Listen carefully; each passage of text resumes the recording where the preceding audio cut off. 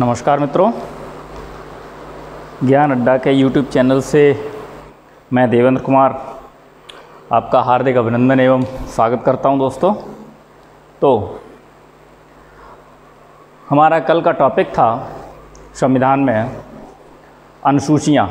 ठीक है, अनुसूचियां मैं कल आप लोगों को शुरू की थी समझानी, और उसी के तहत आपको 3 अनुसूचियां मैंने बता दी थी। तीसरी अनुसूची थी आपकी शपथ, जिसमें जितने भी पूरे देश के पदाधिकारी हैं उनकी शपथ का विवरण दिया गया था। जैसे कि जितने भी देश में पदाधिकारी हैं उनमें से राष्ट्रपति, उपराष्ट्रपति और राज्यपाल, इन तीनों को छोड़कर सारे पदाधिकारियों की शपथ अनुसूची 3 में दी गई है। ठीक है, उनकी शपथ का विवरण कैसे कौन शपथ लेगा ये अनुसूची 3 में बताया गया है। राष्ट्रपति का इसलिए नहीं बताया गया क्योंकि राष्ट्रपति अनुच्छेद 60 के तहत शपथ लेता है, और उपराष्ट्रपति अनुच्छेद 69 के तहत शपथ लेता है, और राज्यपाल जो है वो 153 अनुच्छेद 153 के तहत शपथ लेता है। ठीक है, तो यहाँ तक हम लोगों ने कल चर्चा कर ली थी। अब इसके आगे स्टार्ट करते हैं चतुर्थ अनुसूची। ठीक है,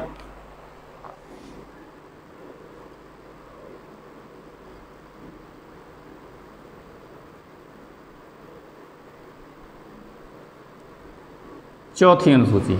चौथी अनुसूची में आपका जो राज्यसभा में सीटें हैं उनका विवरण दिया हुआ है, यानी कि राज्यसभा में सीटों का आवंटन। ठीक है, चौथी अनुसूची में क्या है? राज्यसभा में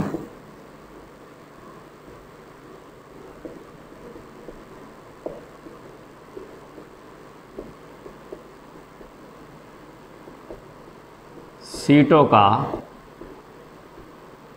आवंटन। ठीक है, तो राज्यसभा में सीटों का आवंटन के बारे में चौथी अनुसूची में विस्तृत रूप से चर्चा की गई है, और राज्यसभा में कुल सीटें कितनी हैं वो देख लेते हैं हम लोग।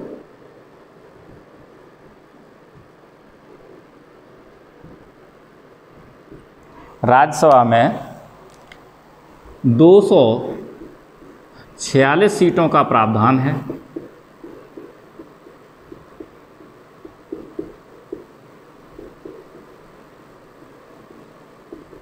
ठीक है, और वर्तमान में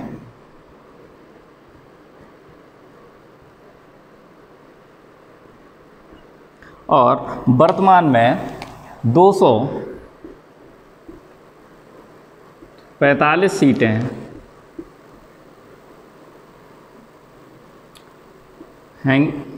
45 सीटें हैं वर्तमान में, 245 सीटें हैं, जिनमें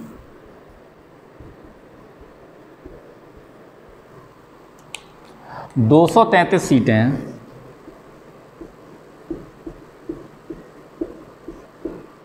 निर्वाचित हैं,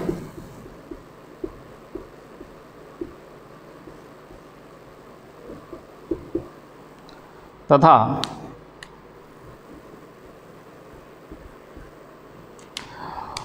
12 सीटें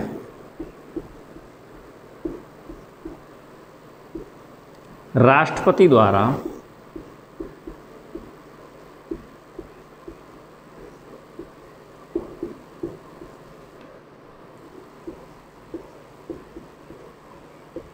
मनोनीत हैं। ठीक है, 12 सीटें राष्ट्रपति द्वारा मनोनीत, और जो ये 12 सीटें हैं ये किससे हैं? साहित्य से,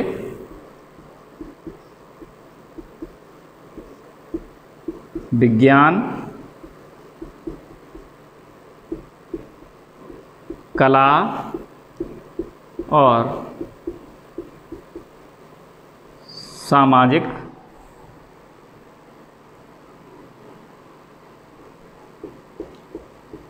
क्षेत्र से। ठीक है, साहित्य, विज्ञान, कला और सामाजिक क्षेत्र से। इसको हम शॉर्ट में कह सकते हैं, याद करने के लिए लिख सकते हैं साविक समाज। ठीक है, यानी सा से साहित्य, वी से विज्ञान, का से कला और समाज से सामाजिक क्षेत्र। ठीक है, तो आपकी 12 सीटें जो हैं वो साहित्य, विज्ञान, कला और सामाजिक क्षेत्र से ली गई हैं, जिनसे राष्ट्रपति महोदय 12 सीटों का इन्हीं क्षेत्रों से जो विशेष योगदान वाले लोग हैं उनको नियुक्त किया जाता है। ठीक है, जैसे राज्यसभा सांसद रेखा जी हैं, है ना, खेल में आपके सचिन तेंदुलकर हैं, तो ऐसे ही 12 लोगों का मनोनयन किया जाता है। ठीक है,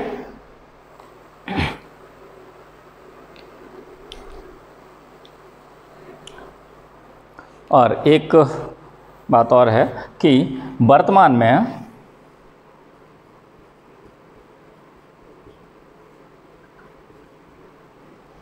राज्यसभा में वर्तमान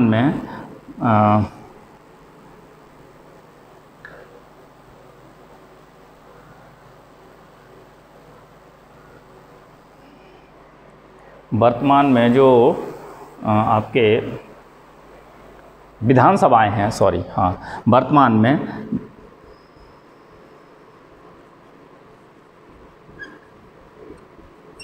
विधानसभाएं हैं तो वो हैं टोटल 31। ठीक है, 31 हैं, जिनमें से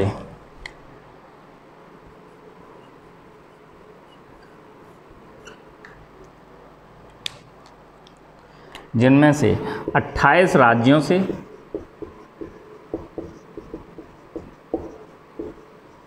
तथा 3 यूटी मतलब यूनियन टेरेटरी। ठीक है, यानी कि जिन्हें कहते हैं संघ शासित प्रदेश।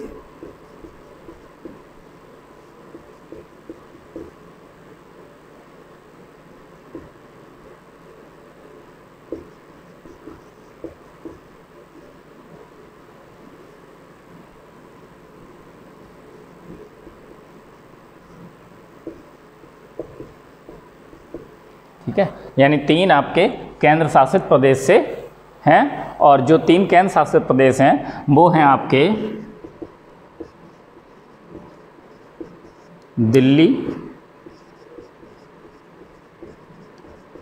पांडिचेरी, और दिल्ली हो गया, पांडिचेरी हो गया, और आपका एक है जम्मू कश्मीर। ठीक है,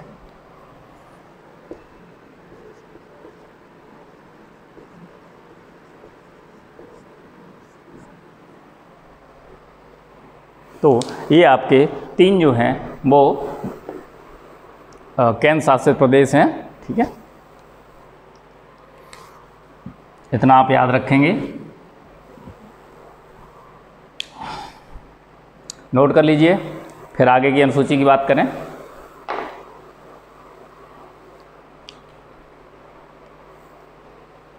समझ में आ गई होगी। वर्तमान में राज्यसभा में 246 सीटें हैं, और जो कि 246 सीटों का कंप्लीट प्रावधान है, और वर्तमान में जो सीटें हैं निर्वाचित हैं वो 245 हैं, उनमें से 233 निर्वाचित हैं और 12 सीटें राष्ट्रपति महोदय द्वारा मनोनीत हैं। और राष्ट्रपति महोदय जो मनोनीत करते हैं वो होते हैं साहित्य, विज्ञान, कला, सामाजिक क्षेत्र से ये जो विशेष योगदान वाले व्यक्ति होते हैं उनका मनोनयन किया जाता है। तो ऐसी 12 सीटें हैं आपकी मनोनयन वाली, तो टोटल आपकी 245 हो गई। और वर्तमान में जो भारत में विधानसभाएं हैं उनकी संख्या 31 है, और 31 में 28 राज्यों से हैं और 3 आपके केंद्र शासित प्रदेशों से हो गई। और जो केंद्र शासित प्रदेश हैं वो 3 कौन कौन से हैं? दिल्ली है, पांडिचेरी है और जम्मू कश्मीर है। ठीक है, तो ये आपकी चौथी अनुसूची। अब आगे बात करते हैं 5वीं अनुसूची की।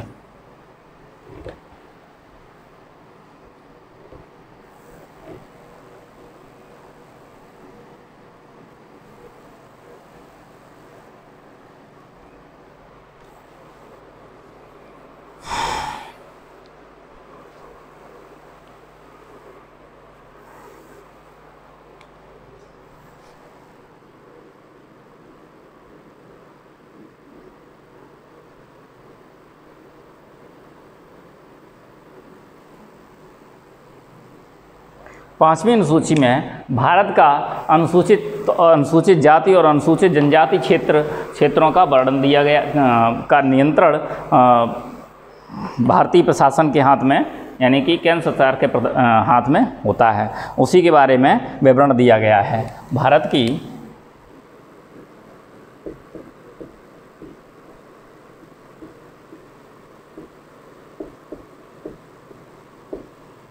अनुसूचित जाति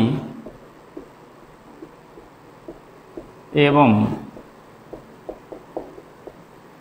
जनजाति, अनुसूचित जाति और जनजाति क्षेत्रों का नियंत्रण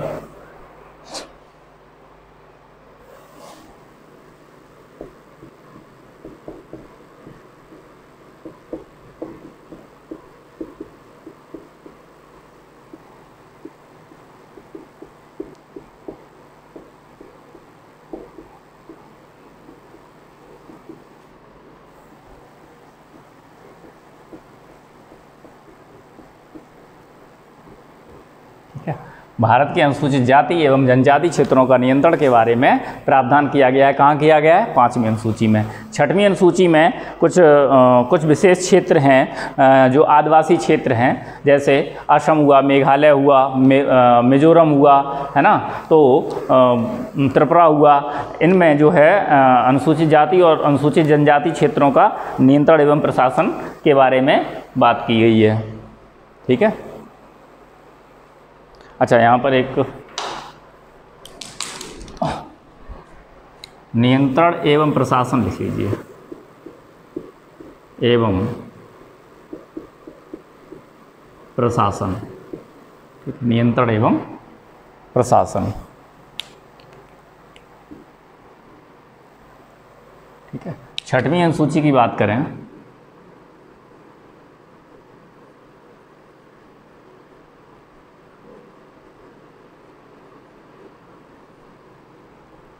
सन 6वीं अनुसूची में भारत के कुछ राज्य हैं, जैसे आपके असम,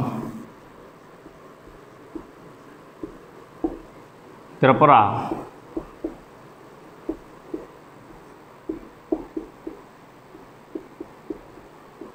मिजोरम, असम हुआ, त्रिपुरा हुआ, मिजोरम हुआ और मेघालय हुआ।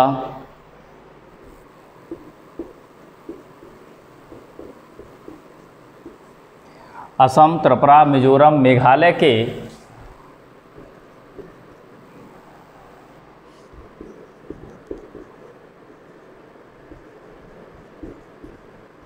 आदिवासी जनजाति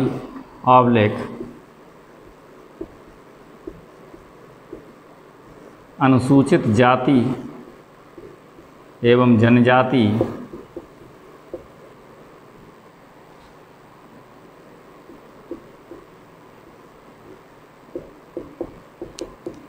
क्षेत्रों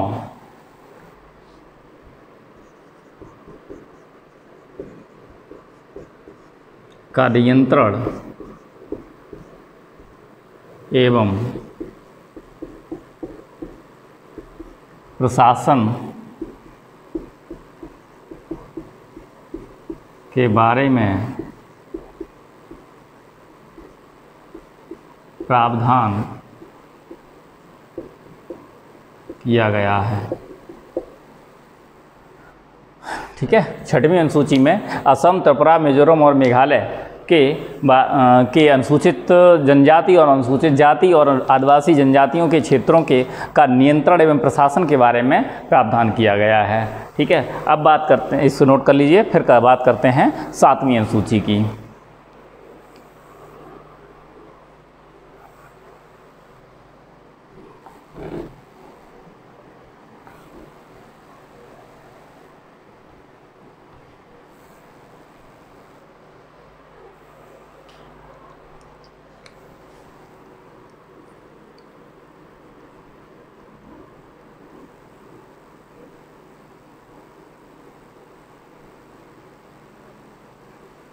सातवीं अनुसूची में जो विषय हैं उनका वर्गीकरण किया गया। यानी संघात्मक व्यवस्था का प्रावधान किया गया है। और संघात्मक व्यवस्था में जो केंद्र और राज्य के बीच विधायी शक्तियां हैं, इनका बंटवारा किया गया है।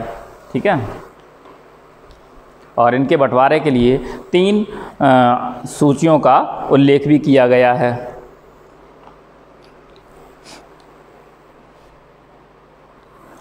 इसको हम लिख सकते हैं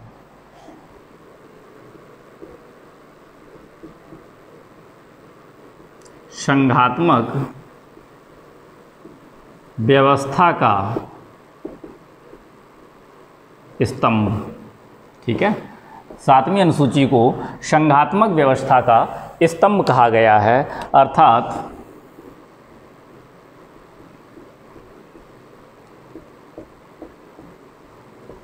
संघ एवं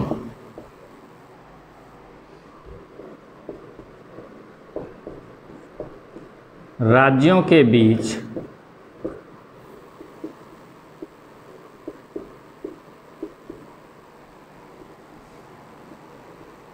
विधायी शक्तियों का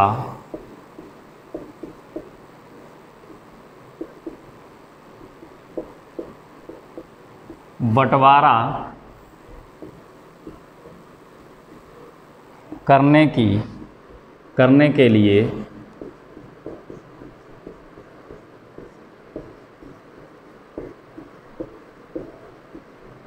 तीन सूची बनाई गई। ठीक है, 3 सूचियां बनाई गई। और कौन कौन सी बनाई गई हैं? आपकी 3 सूचियां बनाई गई हैं, संघ सूची, राज्य सूची और समवर्ती सूची। ठीक है, इनको भी नोट किए दे रहे हैं।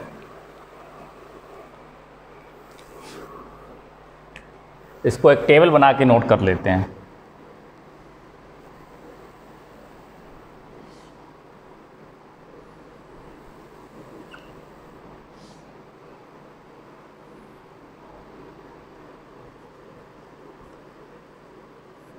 सूची, ठीक है,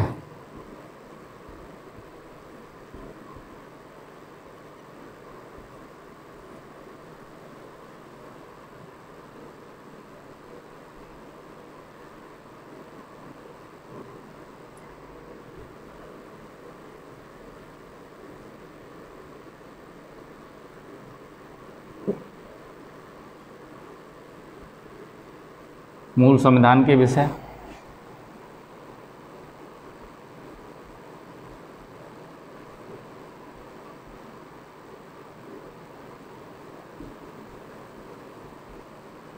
वर्तमान विषय।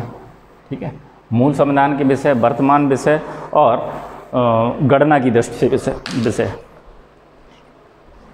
और गणना की दृष्टि से विषय।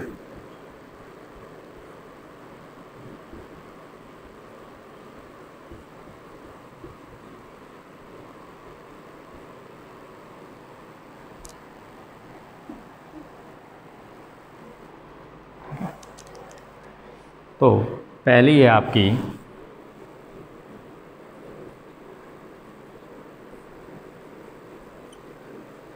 संघ सूची, दूसरी आपकी राज्य सूची और तीसरी है आपकी समवर्ती सूची। ठीक है, अब इसमें जो मूल संविधान था उसमें कितने विषय थे? 97 विषय थे, 66 विषय थे और 47 विषय थे। ठीक है, 97 विषय थे, 66 विषय थे और 47 विषय थे।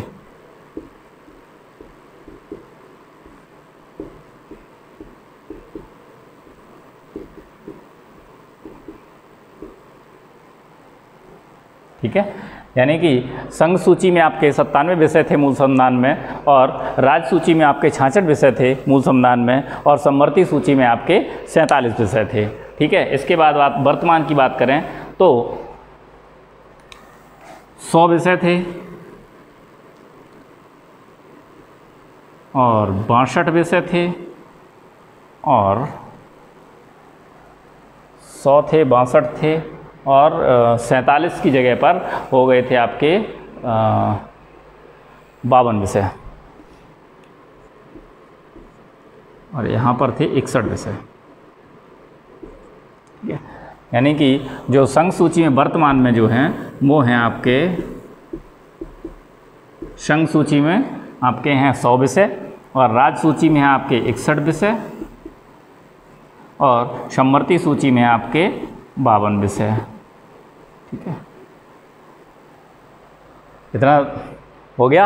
यानी संघ सूची में आपके 97 विषय मूल संविधान में थे, 100 विषय आपके वर्तमान संविधान में हैं और राज्य सूची में आपके 66 विषय मूल संविधान में थे, 61 विषय वर्तमान में हैं और समवर्ती सूची में 47 विषय आपके मूल संविधान में थे और 52 विषय आपके वर्तमान में हैं। इसके बाद फिर बात करते हैं गणना की दृष्टि से, तो 98 विषय आपके थे संघ सूची में। ठीक है, 98 विषय आपके संघ सूची में थे और 60 विषय आपके राज्य सूची में थे और 51 विषय आपके इसमें संघ सूची में थे। ठीक है,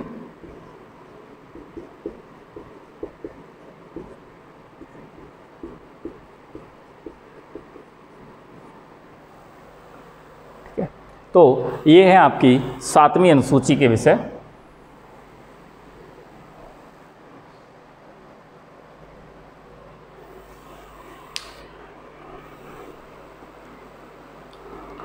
ठीक है, यानी 7वीं अनुसूची में जो संघ सूची है, संघ सूची में मूल संविधान में 97 विषय थे, वर्तमान में 100 विषय हैं और गणना की दृष्टि से 98 विषय हैं। उसके बाद राज्य सूची में आपके 66 विषय थे, वर्तमान में 61 विषय हैं और गणना की दृष्टि से 60 विषय ही हैं। उसके बाद समवर्ती सूची में आपके 47 विषय थे, 52 विषय हैं वर्तमान में और गणना अगर की जाए तो गणना की दृष्टि से 51 विषय ही रह जाते हैं। अब यहाँ नीचे नोट लगाएंगे।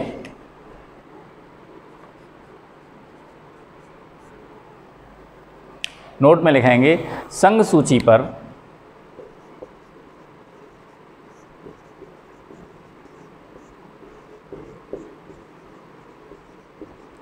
केवल केंद्र ही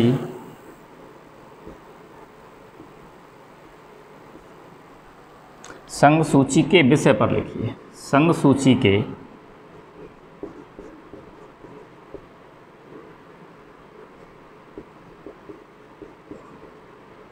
विषयों पर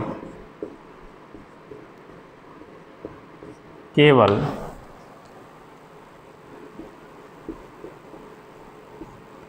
केंद्र कानून बनाएगा।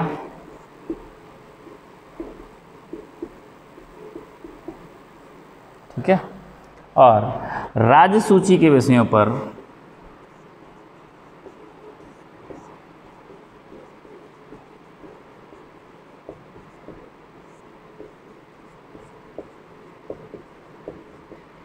केवल राज्य कानून बनाएगा।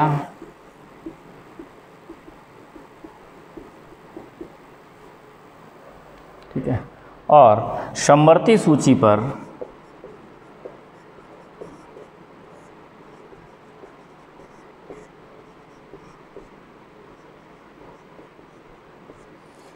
केंद्र या राज्य कोई भी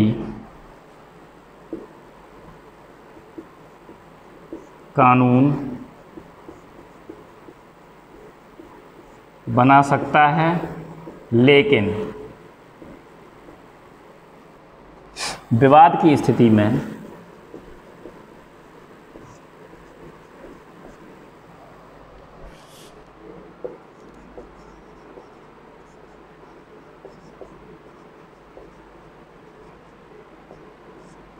केंद्र का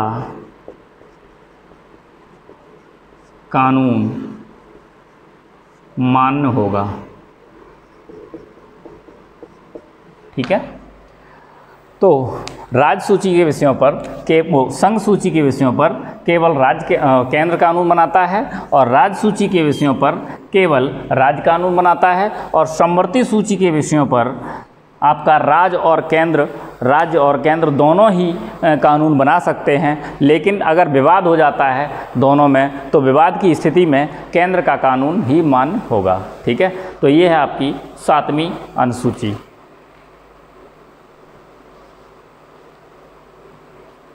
अब बात करते हैं अगला 8वीं अनुसूची की। नोट कर लिया होगा आप लोगों ने, ठीक है।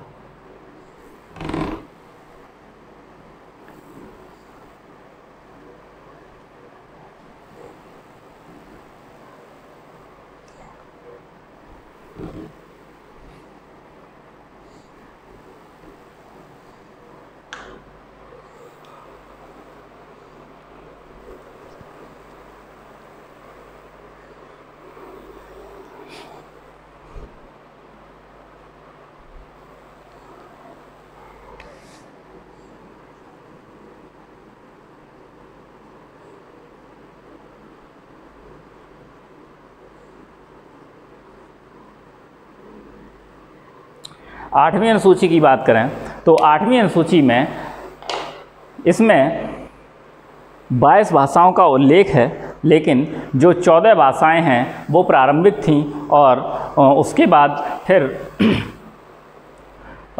जो बाकी की भाषाएं हैं वो संविधान में संशोधनों के द्वारा जोड़ी गई थीं।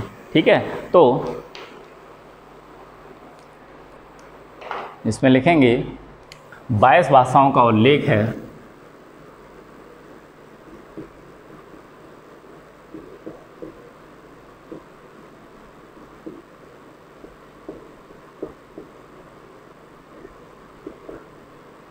बाईस भाषाओं का उल्लेख है ना।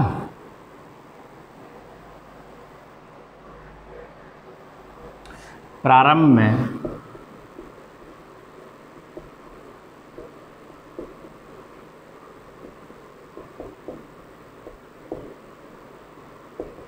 प्रारंभ में 14 भाषाएं थीं,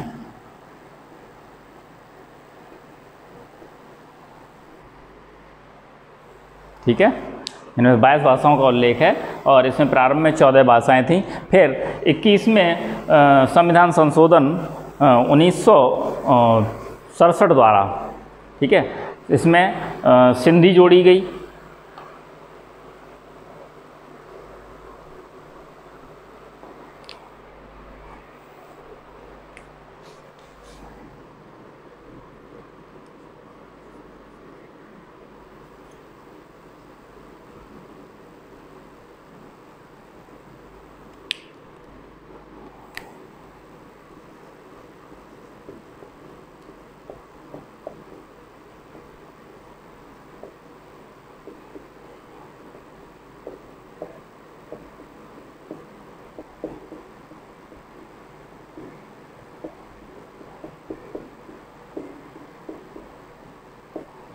ठीक है, 21वें संविधान संशोधन द्वारा इसमें सिंधी जोड़ी गई और 71वें संविधान संशोधन द्वारा नेपाली, कोंकणी और मणिपुरी जोड़ी गई।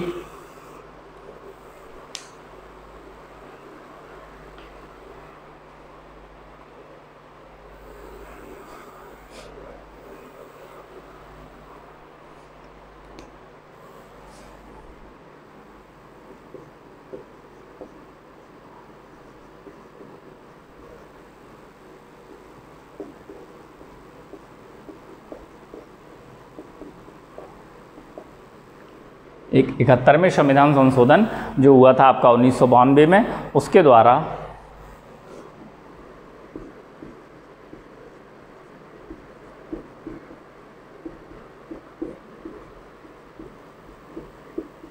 नेपाली, कोंकणी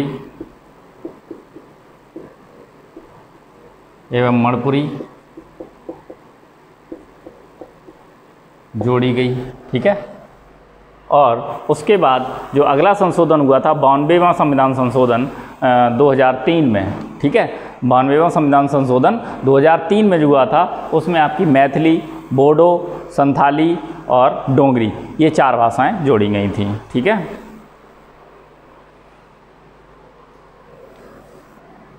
अच्छा यहाँ सन नहीं लिखा, चलो लिख देता हूँ।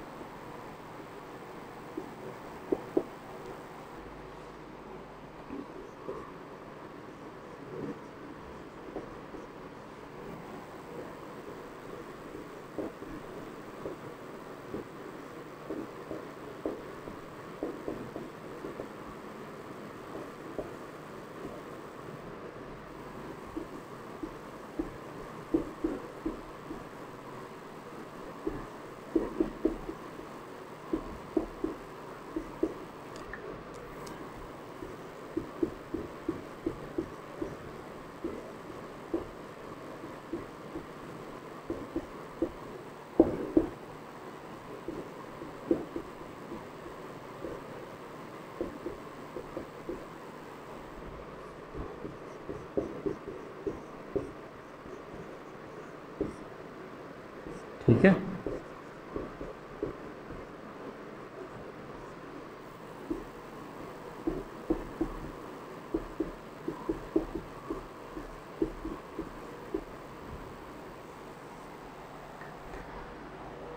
ठीक है। 21वें संविधान संशोधन द्वारा 21वें संविधान संशोधन 1967 के द्वारा सिंधी जोड़ी गई। 71वें संविधान संशोधन 1992 के द्वारा नेपाली, कोंकणी और मणिपुरी जोड़ी गई। 92वां संविधान संशोधन 2003 के द्वारा मैथिली, बोडो, संथाली और डोगरी भाषा जोड़ी गई। इस तरह से कुल भाषाएं हो गई आपकी 22। ठीक है। और इनमें कुछ भाषाएं जो जोड़ी गई हैं वो आपकी शास्त्रीय भाषाएं भी हैं, तो वो भी हम आपको लिखवा देंगे। पहले हम भाषाएं लिख लेते हैं कौन कौन सी हैं, नोट कर लीजिए इसे।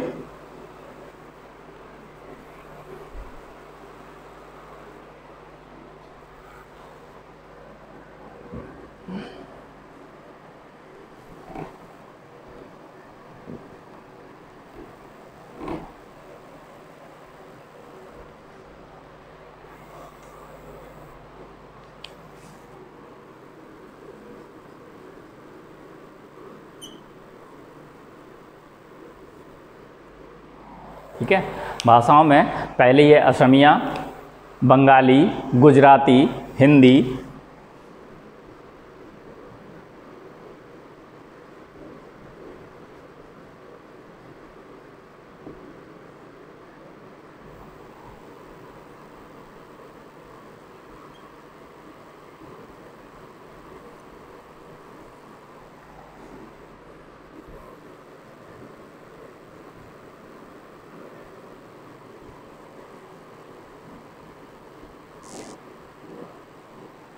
असमिया, गुजराती, बंगाली, हिंदी और कन्नड़, कश्मीरी, मलयालम,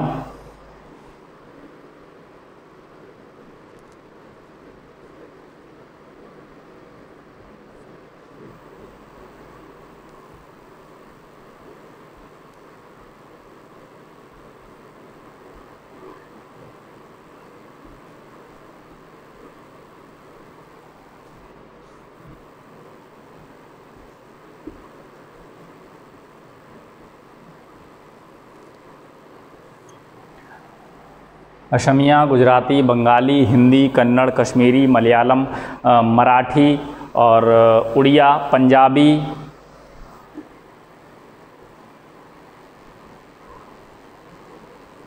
मराठी,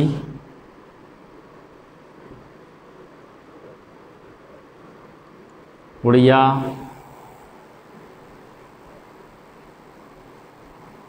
पंजाबी,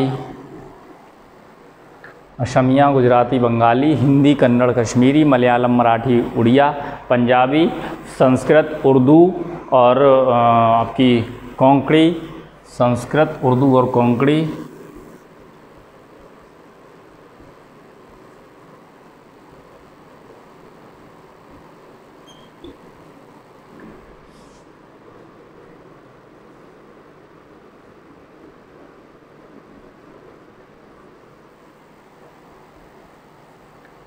मणिपुरी,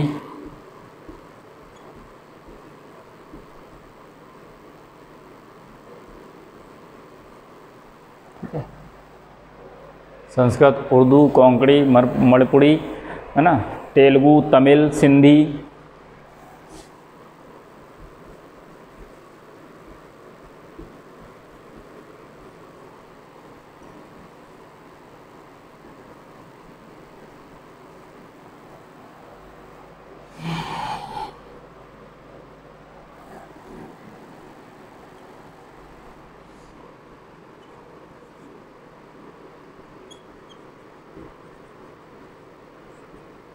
तेलुगु, तमिल, सिंधी। सिंधी के बाद में आती है आपकी नेपाली और बोडो,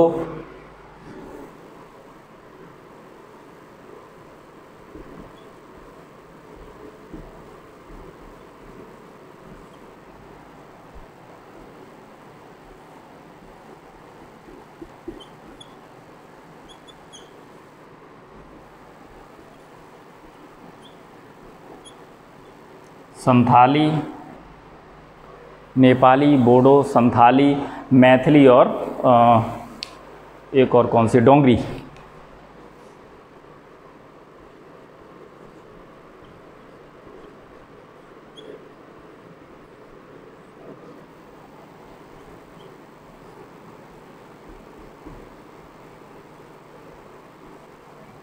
ठीक है, मैथिली और डोंगरी, ये आपकी 22 भाषाएं हैं। नोट कर लीजिए।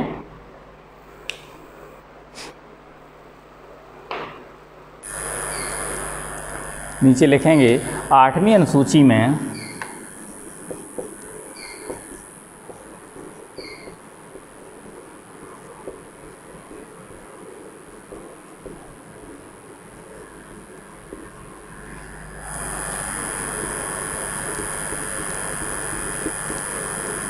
अंग्रेजी एवं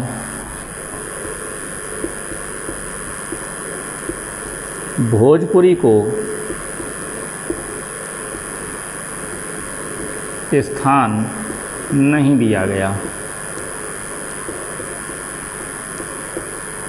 ठीक है, 8वीं सूची में अंग्रेजी एवं भोजपुरी को स्थान नहीं दिया गया है। और इनमें से जो शास्त्रीय भाषाएं हैं, शास्त्रीय भाषाएं जो हैं आपकी, वो आपकी हैं संस्कृत है, कन्नड़ है,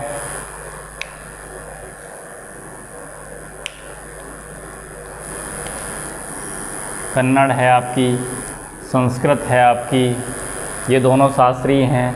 और तेलुगु है शायद, हाँ तेलुगु है, तमिल है, उड़िया है।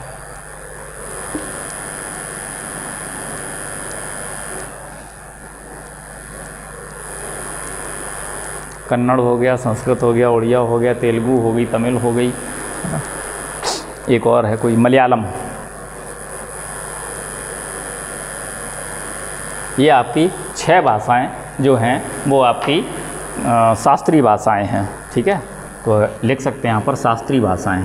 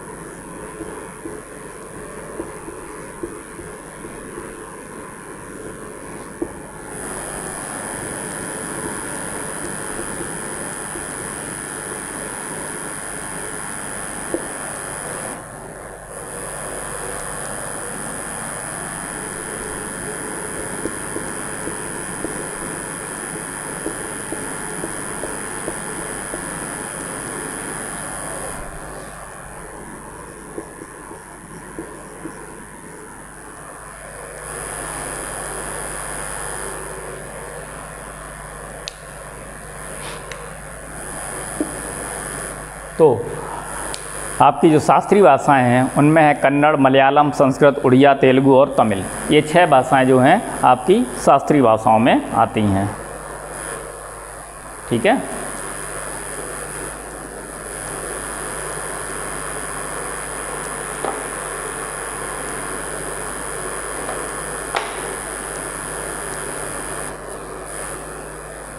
नोट कर लीजिए, उसके बाद फिर आगे आते हैं।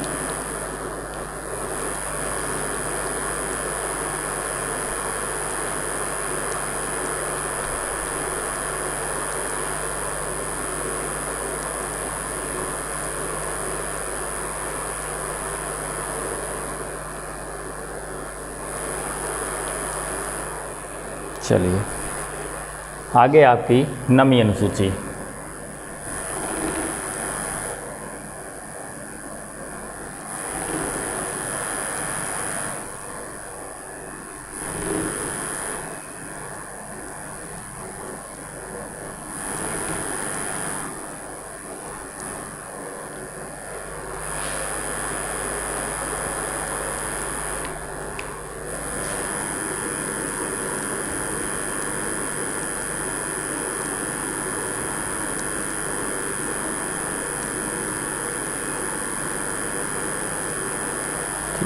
9वीं अनुसूची में जो है कि न्यायिक प्रतिरक्षा प्रतिरोधी प्रावधान और भूमि सुधार एक्ट के तहत, इसमें लिखेंगे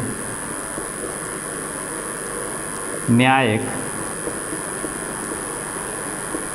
प्रतिरक्षा प्रतिरोधी प्रावधान एवं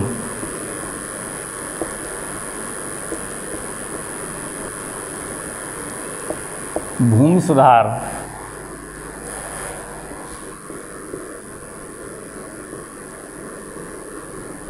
संबंधी प्रावधानों को 284 एक्ट के तहत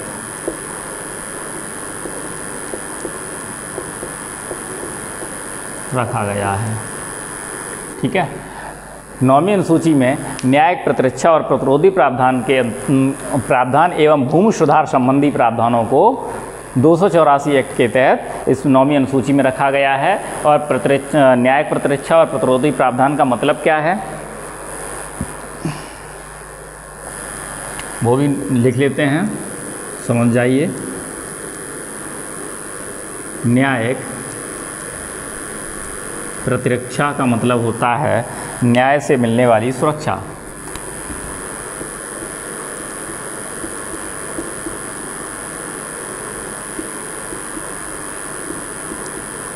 न्यायालय से मिलने वाली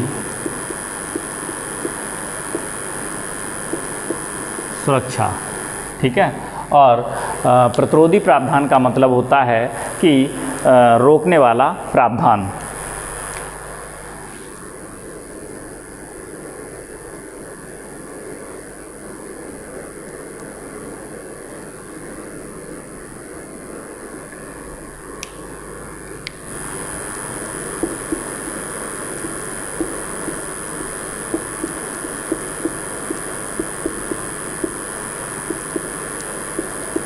रोकने वाला प्रावधान। ठीक है, तो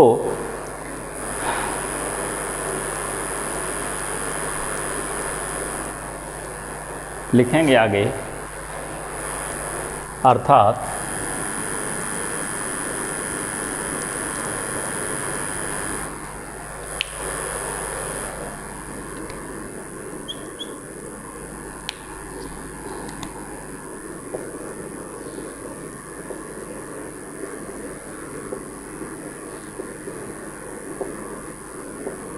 जिन विषयों को 9वीं अनुसूची में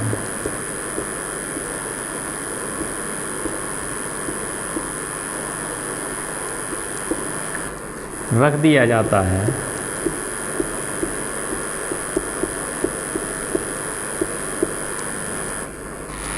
वह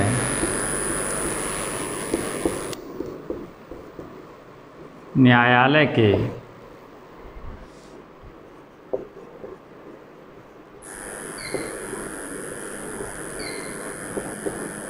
परीक्षा काल से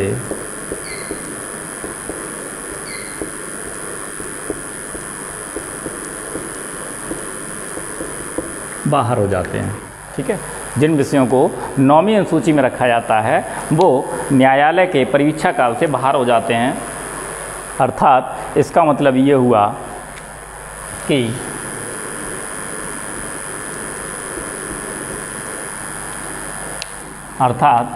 इन विषयों पर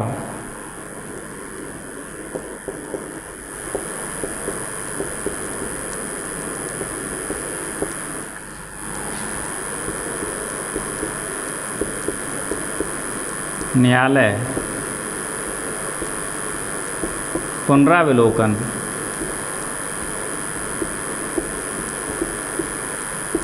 नहीं कर सकता।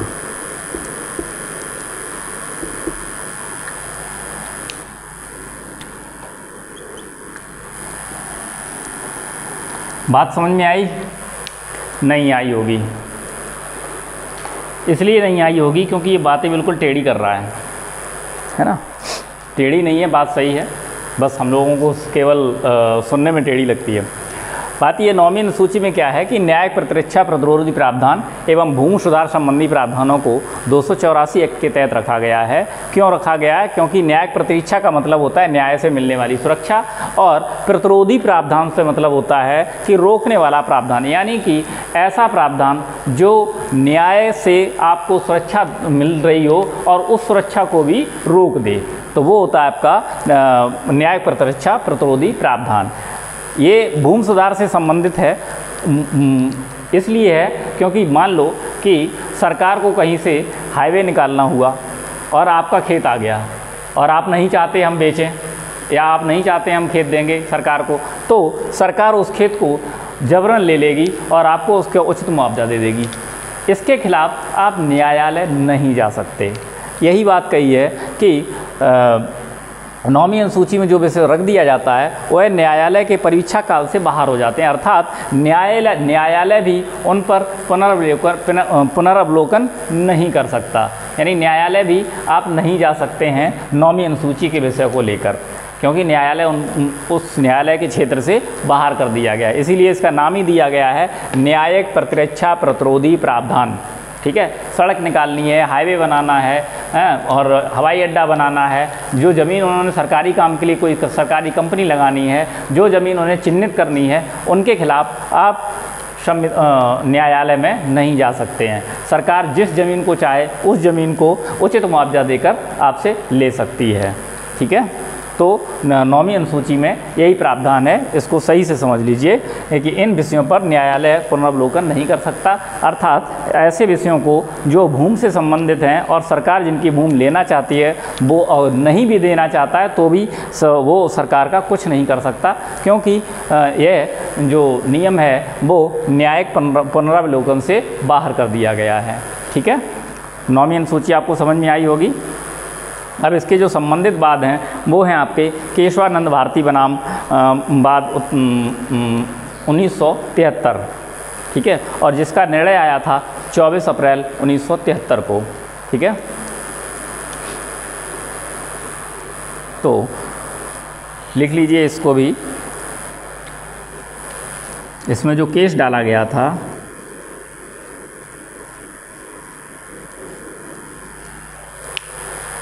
केशवानंद भारतीवाद।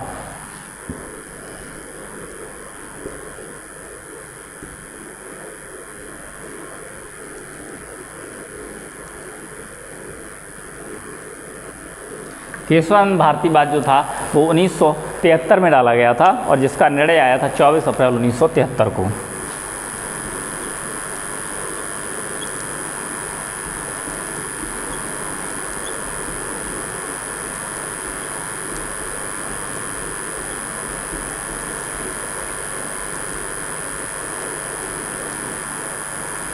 जो निर्णय आया था वो था 24 अप्रैल 1973। इसमें क्या निर्णय आया था कि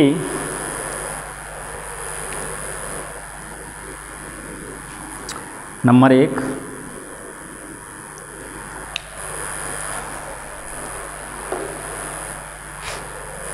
चौबीस अप्रैल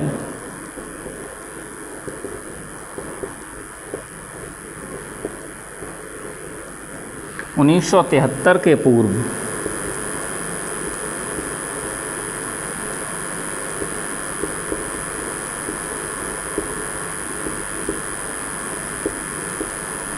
नौवीं अनुसूची में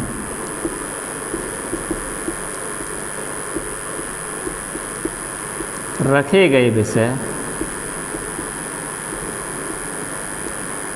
का न्यायालय पुनरावलोकन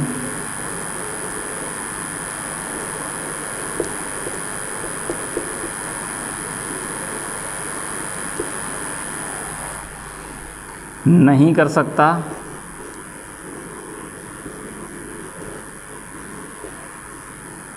ठीक है, और दूसरा जो निर्णय आया था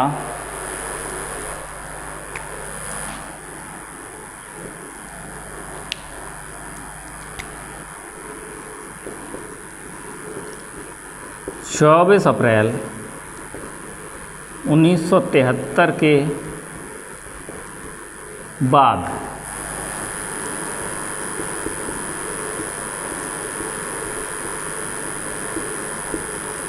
नौवीं अनुसूची में रखे गए विषय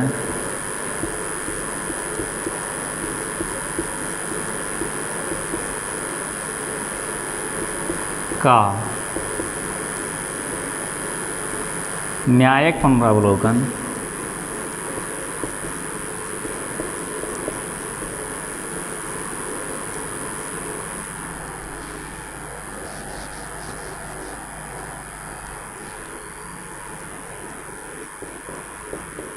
न्यायालय कर सकेगा। ठीक है।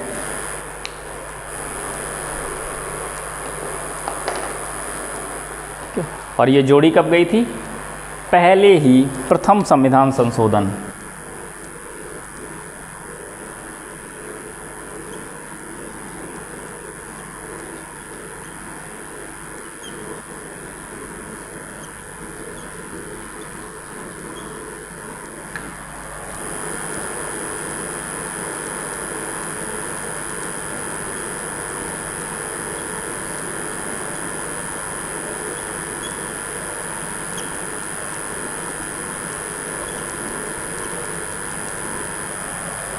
ठीक है। प्रथम संविधान संशोधन 1951 में नौवीं अनुसूची को जोड़ा गया था। ठीक है। तो ये रही आपकी नौवीं अनुसूची, नोट कर लीजिए।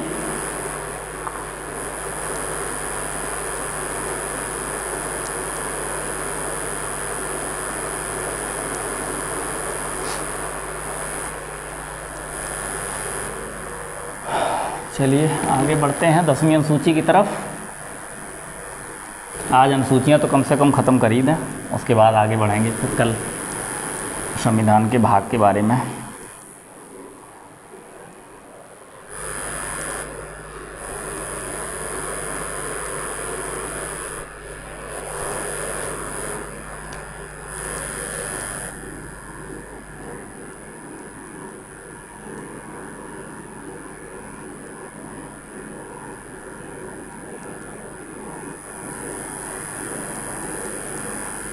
दसवीं अनुसूची, 10वीं अनुसूची में दल बदल संबंधी प्रावधान हैं।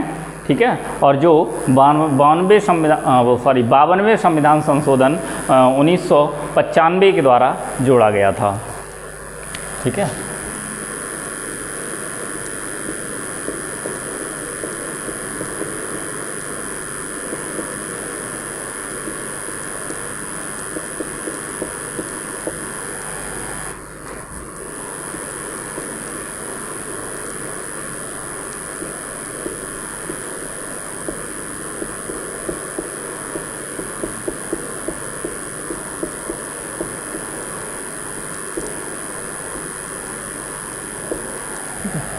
दसवीं अनुसूची जो थी 52वें संविधान संशोधन 1995 द्वारा जोड़ी गई थी। इसमें दल बदल संबंधी प्रावधान हैं।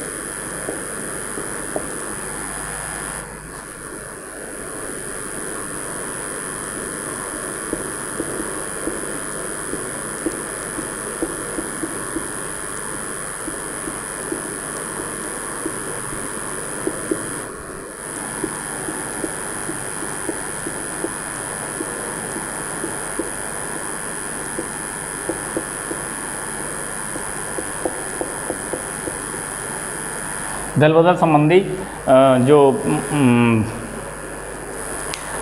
दल बदल संबंधी प्रश्न है उनका अंतिम निर्णय दल बदल संबंधी अंतिम निर्णय सदन का पीठासीन अधिकारी लेगा। ठीक है, यानी सदन का जो पीठासीन अधिकारी होता है वही दल बदल संबंधी प्रश्न पर अंतिम निर्णय लेता है और इस निर्णय को पीठासीन अधिकारी अपनी रिपोर्ट को चुनाव आयोग को भेजता है और तथा चुनाव आयोग जो है वो अपनी रिपोर्ट राष्ट्रपति के पास भेजता है। ठीक है, तो नेक्स्ट देखेंगे।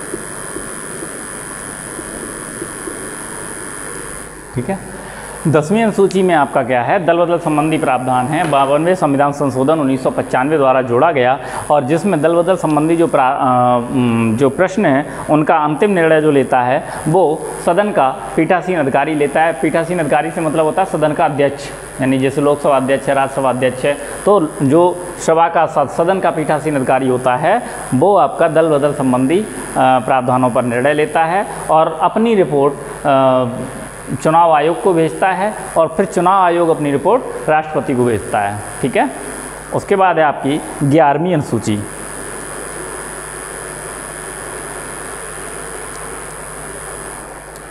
ग्यारहवीं अनुसूची जो है वो 73वें संविधान संशोधन द्वारा जोड़ी गई थी जो कि 1992 में हुआ था, नोट कर लीजिए।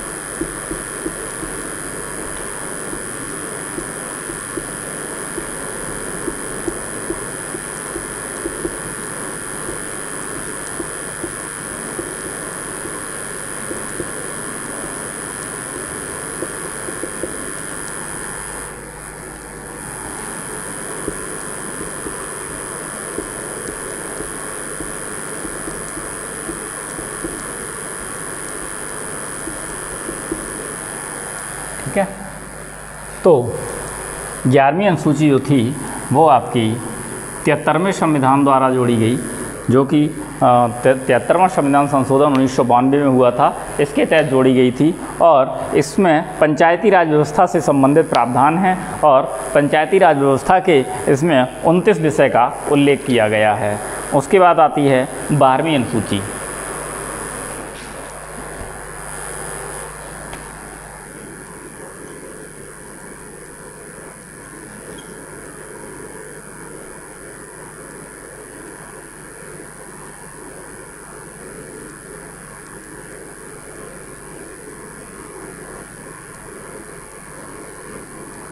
बारहवीं अनुसूची आपकी 74वें संविधान संशोधन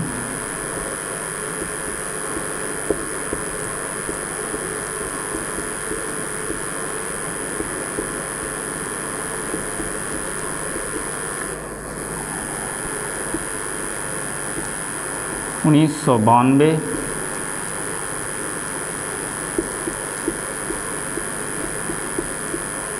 द्वारा जोड़ी गई। ठीक है, इसमें नगर पालिका से संबंधित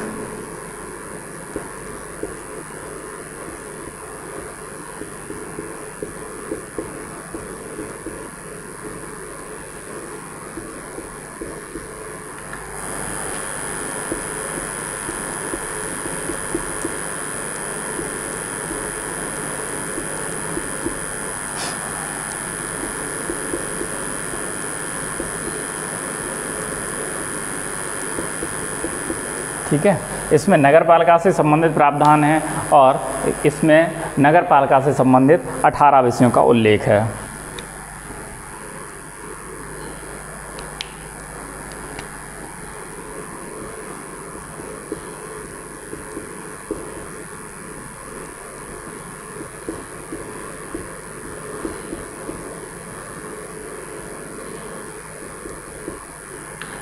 इसमें 18 विषयों का उल्लेख है। ठीक है, तो ये रही आपकी अनुसूचियाँ। आज मैंने पूरी 12 की 12 अनुसूचियों पर चर्चा कर दी है। अब इसे आप नोट कर लें और याद करें। अनुसूचियों में से इससे ज़्यादा क्वेश्चन नहीं बनेंगे। ठीक है, और कल फिर अगले टॉपिक पर चर्चा करने के लिए हाजिर होंगे। तब तक के लिए धन्यवाद। और जाने से पहले मेरा एक वही छोटा सा परंपरागत निवेदन, तो प्लीज़ अगर वीडियो समझ में आता हो और आपको अच्छा लगता हो तो इसे सब्सक्राइब कर लें, हमारे चैनल को सब्सक्राइब करें और वीडियो को लाइक करें और शेयर करें। धन्यवाद।